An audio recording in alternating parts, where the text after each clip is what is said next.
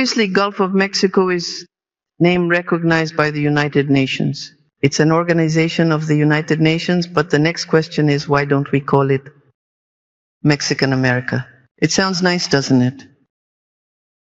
Right.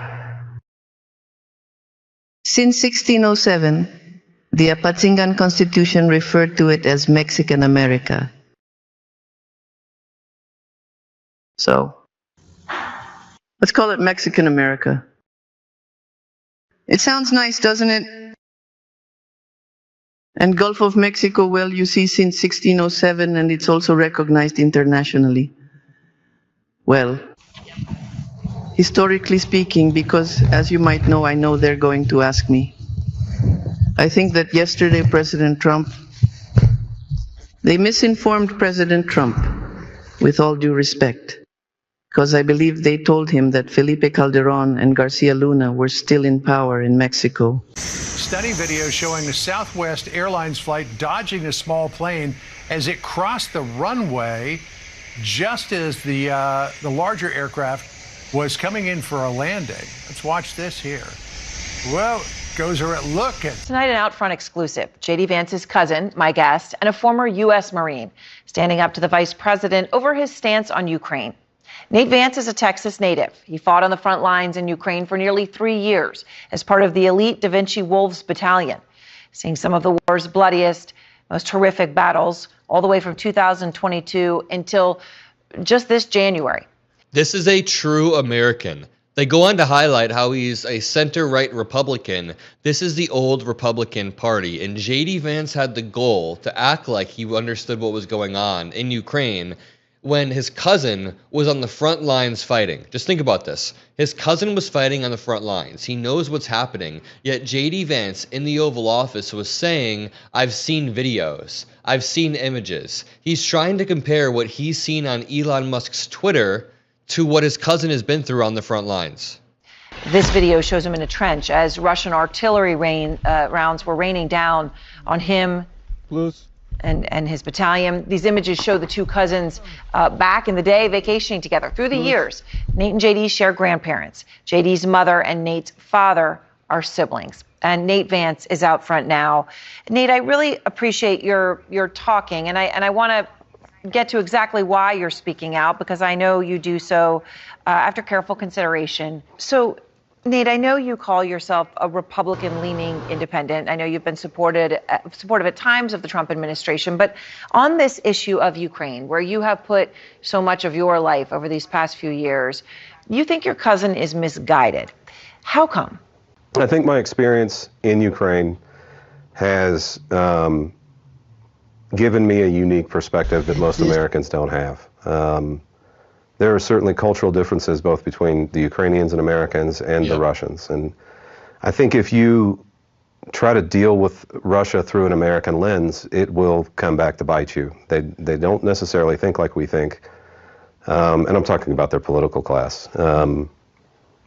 I've personally witnessed them shooting their own troops on enough occasions that it wasn't just an isolated incident. It's happened quite a bit.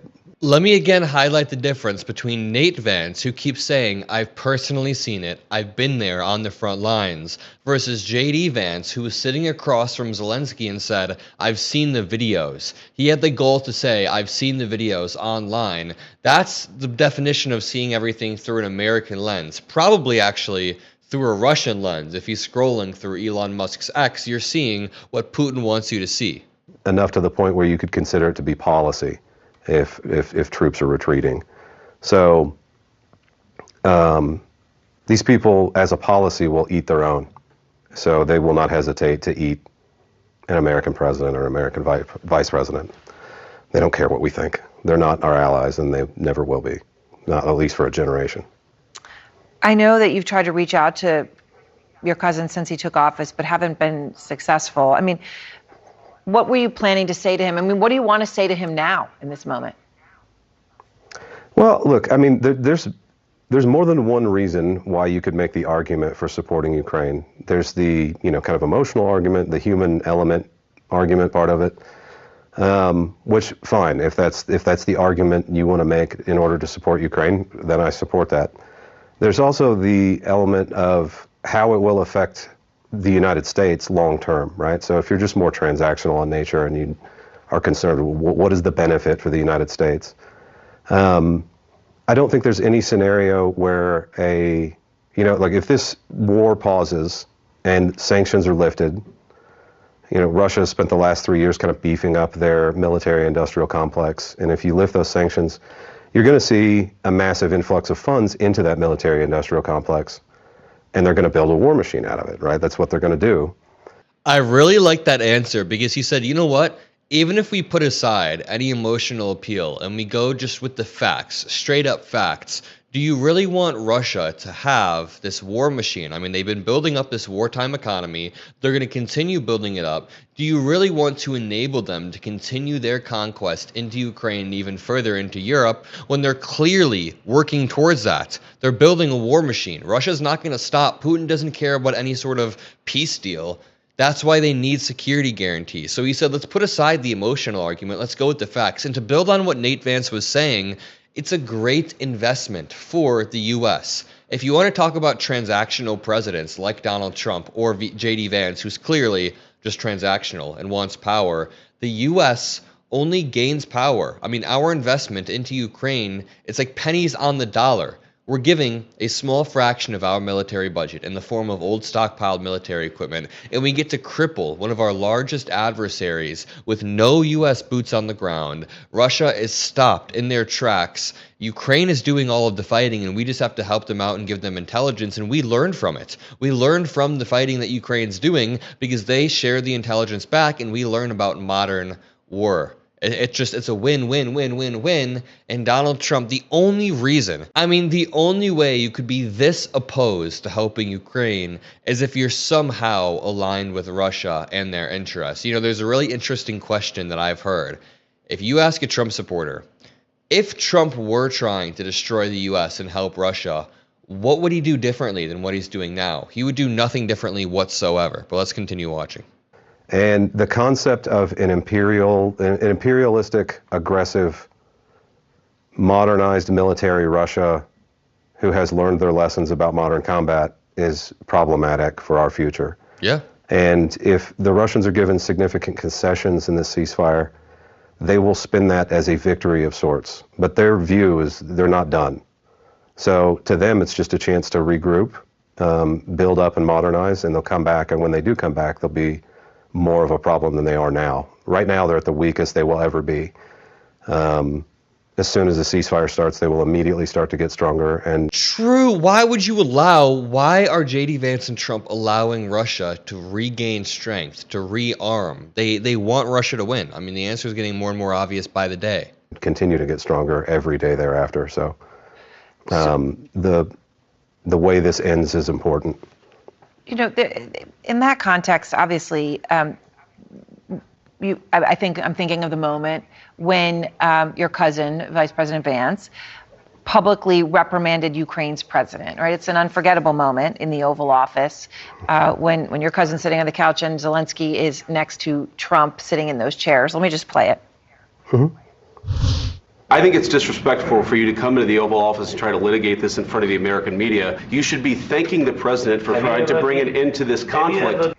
J.D. Vance was seen as widely seen as the instigator, in that moment, right? When he got it, you should show appreciation, and he was angry. Yeah.